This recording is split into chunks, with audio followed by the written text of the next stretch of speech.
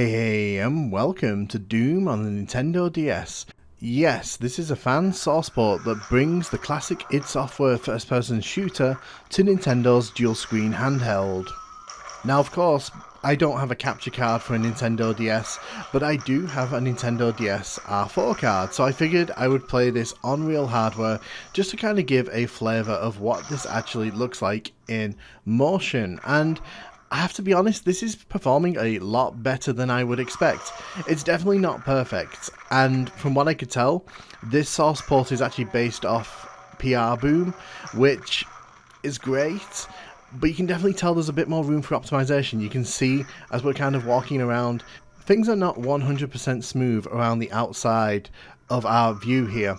I also should point out that this version does not have music, much like the PS2 version we played a while back. Unfortunately, music was not implemented into this version of Doom, although I will say I kind of prefer the sound in this one because it's not all pitch shifting. I will probably add a bit of background music from here on out, just so that it doesn't sound completely silent at points. But yes, this is Doom running on a console that it was never actually officially brought to. I know that someone's probably going to mention that you can play Doom and Doom 2 on the Game Boy Advance if you have a DS Lite or a normal DS, but again, that's not the optimal way you want to be playing Doom, in my opinion. And it's a real shame because I feel like a fully fleshed out version of Doom could have been brought to the Nintendo DS, and I think it would have been pretty neat. Control-wise, it's a lot better than the PlayStation 2 as well. It seems a bit more thought has been put into how this was going to be used by players.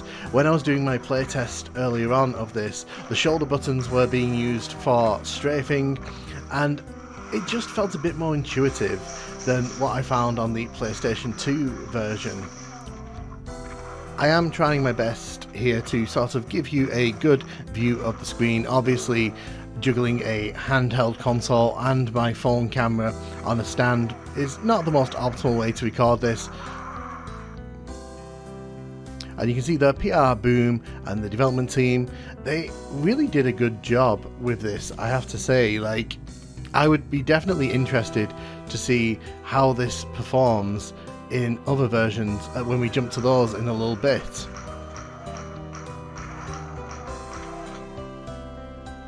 There's no real notable slowdown. There was a tiny bit though. When the door opened, you could see the game was kind of stuttering just ever so slightly.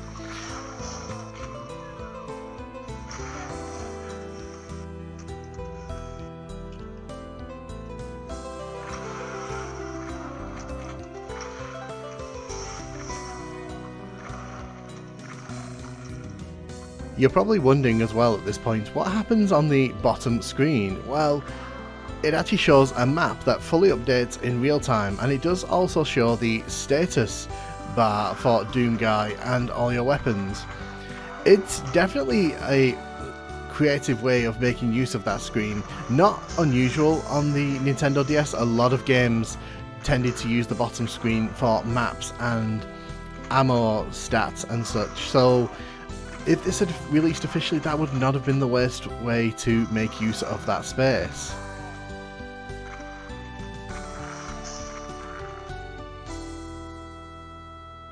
When I was researching into this port of Doom, what I found was people had difficulty getting some of the iWads to work, and in my experience, it wasn't so much getting the iWads to work, it was getting anything else to work.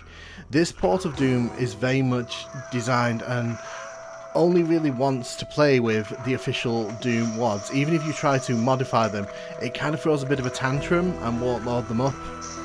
Oh, you can also see there that with more monsters on the screen, it was a tiny bit jumpy there. I think though we've seen enough of the demo footage from Doom 1, let me sort of dive into Doom 2 and just show that off a tiny bit.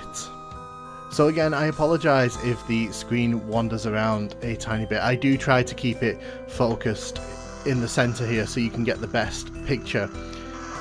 What I will say as well is, you'll notice that when we use the chainsaw here, it does have a weird glitched effect, so the chainsaw kind of echoes quite aggressively. so I won't be using the chainsaw all that much, but here is Doom 2's entryway. Definitely running very well here, as well as Doom 1, I would argue.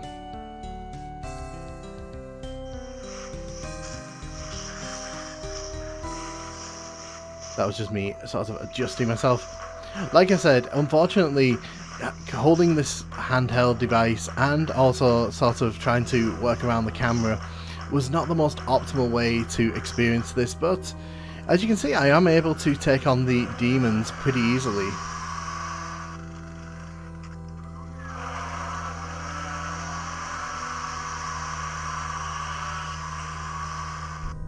Yeah, the chainsaw is definitely not the best here. I did figure out pretty quickly here that running was very possible here, so that's pretty good.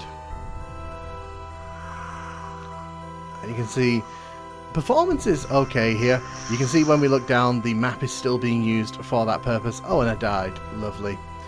And that's entryway.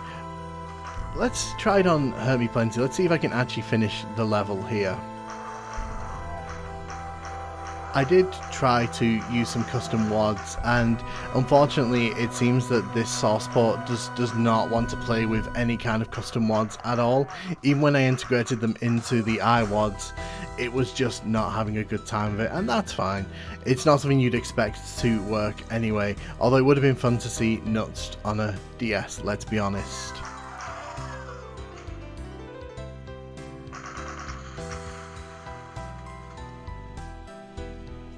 And here we are in Underhalls. I'll play through this level a tiny bit just so you can kind of see that yes, it isn't just the first level. You can play Doom 2 if you really wanted to. I will say, if you owned a Nintendo DS and this was the port of Doom that you got, you wouldn't be that bad, especially for the mid-2000s. I think this would have been definitely acceptable. What's also interesting is that there is actually a multiplayer segment to this port. I can't show that off, obviously, you know, I lack friends to do that with who will play Doom on a Nintendo DS. Am I going to die here? I'm definitely going to die here. And you're probably wondering now then, does Final Doom work? The answer is yes, yes it does indeed. This is TNT. I am going to press the wrong button to open the door there. As you can see, it works fine just as well.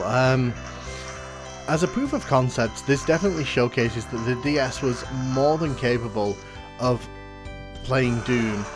And considering that it was able to pull off games like Super Mario DS and other 3D games with relative ease, I definitely think there is an argument to be made that Doom on the DS would have been a smoother experience than this had it been officially released. It does kind of make you wonder why it never actually got a release, given that the Nintendo DS housed so many other franchises and ports of classic games. Before I dive off this video, however, I am going to show you Plutonia, and you can kind of see there's a bit more stuttering going on. When I was turning around at the start there, it was definitely not the smoothest of experiences.